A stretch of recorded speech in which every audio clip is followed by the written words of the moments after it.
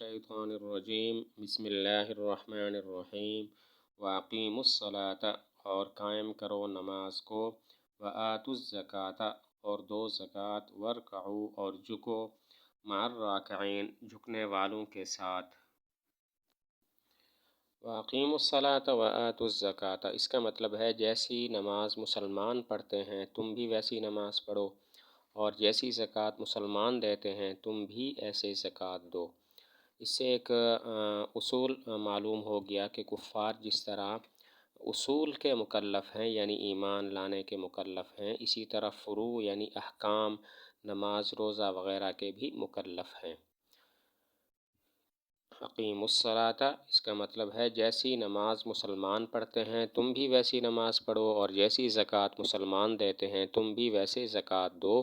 اس سے ایک مسئلہ مستنبط ہوا، معلوم ہوا کہ کفار جس طرح اصول یعنی ایمان لانے کے مکلف ہیں، ان پر ایمان لانا ضروری ہے، اسی طرح فروع یعنی احکام کے بھی مکلف ہیں، مثلا نماز، روزہ، زکوٰۃ، حج۔ باقی زکوٰۃ کس سے ماخوذ ہے؟ اس میں دو احتمال ہیں۔ نمبر ایک، یہ ماخوذ ہے زکى الزرع، کھیتی بڑھ گئی، چونکہ زکوٰۃ سے مال بڑھ جاتا ہے اس لیے اس کو زکوٰۃ کہتے ہیں۔ اور نمبر دو، یہ ماخوذ ہے تزکیٰ سے، یعنی پاک ہوا، زکوٰۃ دینے سے بھی مال پاک ہو جاتا ہے، اسی وجہ سے اس کو زکوٰۃ کہتے ہیں۔ زکوٰۃ کس سے ماخوذ ہے؟ دو قول ہیں۔ نمبر ایک، زکى الزرع، کھیتی بڑھ گئی، چونکہ زکوٰۃ کی وجہ سے بھی مال بڑھ جاتا ہے اس لیے اس کو زکوٰۃ کہتے ہیں۔ اور نمبر دو، یہ ماخوذ ہے تزکیٰ سے، پاک ہوا، چونکہ زکوٰۃ کی وجہ سے بھی مال پاک ہو جاتا ہے اس لیے اس کو زکوٰۃ کہتے ہیں۔ وارکعوا مع الراکعین اس کا مطلب ہے حضور صلی اللہ علیہ وسلم اور صحابہ کے ساتھ مل کر نماز پڑھو، یعنی جماعت کے ساتھ نماز پڑھو۔ وارکعوا مع الراکعین، حضور صلی اللہ علیہ وسلم اور صحابہ کے ساتھ مل کر نماز پڑھو، یعنی جماعت کے ساتھ نماز پڑھو۔ یہاں پر سوال ہوتا ہے، رکوع تو جزء نماز ہے، رکن نماز ہے، پوری نماز نہیں ہے، پھر کیا وجہ کہ رکوع کو ذکر فرمایا؟ سوال ہوتا ہے، رکوع رکن نماز ہے، عین نماز نہیں، پوری نماز نہیں ہے، پھر کیا وجہ کہ یہاں پر رکوع کو ذکر فرمایا؟ جواب یہ ہے کہ یہ حکم یہود کو تھا، یہود کی نماز میں رکوع نہیں تھا، اسی وجہ سے خاص طور پر رکوع کا ذکر ہے۔ یہ حکم یہود کو تھا اور یہود کی نماز میں رکوع نہیں تھا، اسی وجہ سے خاص طور پر رکوع کا ذکر فرمایا۔ اتأمرون کیا تم حکم کرتے ہو، الناس لوگوں کو، بالبر نیکی کا، وتنسون اور بھلا دیتے ہو، انفسکم اپنے آپ کو، وانتم تتلون الکتاب حالانکہ تم کتاب پڑھتے ہو، افلا تعقلون کیا پس تم نہیں سوچتے، کیا پس تم نہیں سوچتے؟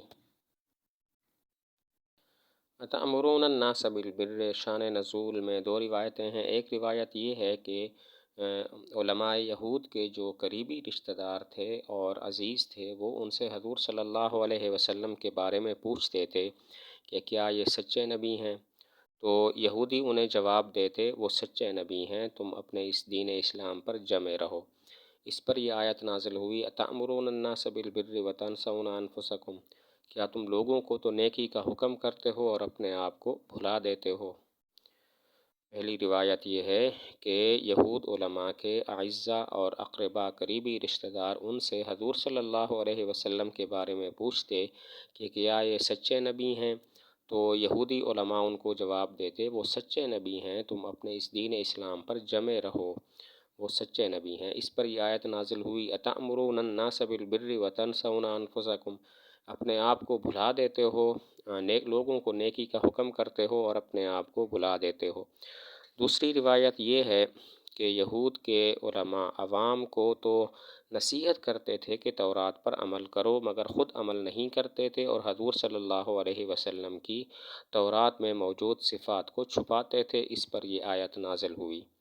دوسری روایت یہ ہے، یہود کے علماء اپنی عوام کو تو نصیحت کرتے تھے کہ تورات پر عمل کرو، خود عمل نہیں کرتے تھے اور حضور صلی اللہ علیہ وسلم کی تورات میں موجود صفات کو چھپاتے تھے، اس پر یہ آیت نازل ہوئی۔ وَتَنْسَوْنَ أَنفُسَكُمْ، اور اپنے آپ کو بھلا دیتے ہو۔ اپنے آپ کو بھلانے کا مطلب یہ ہے کہ نفس کو نیکی سے آزاد چھوڑ دینا۔ جیسے دل سے کوئی چیز بھلا دی جائے تو وہ چھوٹ جاتی ہے۔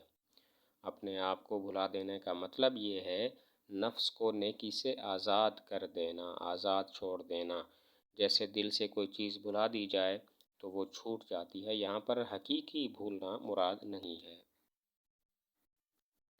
وَأَنْتُمْ تَتْلُونَ الْكِتَابَ، حالانکہ تم کتاب پڑھتے ہو، یعنی حالانکہ تم تورات پڑھتے ہو جس میں حضور صلی اللہ علیہ وسلم کی صفات موجود ہیں، اور یہ بات موجود ہے کہ اگر تم مخالفت اور سرکشی کرو گے اور نیک کام چھوڑو گے تو تمہارے لیے سخت سزا ہے۔ وَأَنْتُمْ تَتْلُونَ الْكِتَابَ، حالانکہ تم کتاب پڑھتے ہو، یعنی حالانکہ تم تورات پڑھتے ہو جس میں حضور صلی اللہ علیہ وسلم کی صفات موجود ہیں، اور یہ بات موجود ہے کہ اگر مخالفت اور سرکشی کرو گے، نیکی کے کام چھوڑو گے تو تمہارے لیے سخت سزا ہوگی۔ افلا تعقلون، تعقلون عقل سے ہے، عقل کا لغوی معنی ہے روکنا، چونکہ عقل بھی انسان کو نقصان دہ چیزوں سے روکتی ہے، اس لیے اس کو عقل کہتے ہیں۔ تعقلون عقلن سے ہے، عقل کا لغوی معنی ہے روکنا۔ عقل چونکہ انسان کو نقصان دہ چیزوں سے روکتی ہے اس لیے اس کو عقل کہتے ہیں۔ آیت کا مطلب یہ ہے کہ کیا تمہارے پاس عقل نہیں ہے جو تمہیں برے افعال سے روکے؟ کیا تمہیں عقل نہیں ہے جو تمہیں افعال بد سے روکے؟ یہاں پر ایک سوال ہوتا ہے، أَتَأْمُرُونَ النَّاسَ بِالْبِرِّ وَتَنْسَوْنَ أَنفُسَكُمْ وَأَنْتُمْ تَتْلُونَ الْكِتَابَ۔ اس سے معلوم ہوتا ہے کہ امر بالمعروف نہی عن المنکر صرف وہ شخص کرے جو خود بھی عمل کرتا ہو، اور اگر کوئی بے عمل ہے تو پھر وہ وعظ نہ کرے، وہ نصیحت کسی کو نہ کرے۔ حالانکہ امر بالمعروف نہی عن المنکر کا حکم تو سب کو ہے۔ سوال ہوتا ہے، اس آیت سے معلوم ہوتا ہے امر بالمعروف اور نہی عن المنکر یعنی وعظ صرف وہ کرے جو خود عمل کرتا ہو، خود اچھے کاموں پر عمل کرتا ہو، اور فاسق کو وعظ نہیں کرنا چاہیے۔ حالانکہ امر بالمعروف نہی عن المنکر کا حکم تو سب کو ہے۔ جواب یہ ہے کہ اس آیت سے کا منشا اور مطلب صرف یہ ہے کہ واعظ کو عامل بھی ہونا چاہیے۔ یہ مقصد نہیں ہے کہ فاسق کو وعظ نہیں کرنا چاہیے۔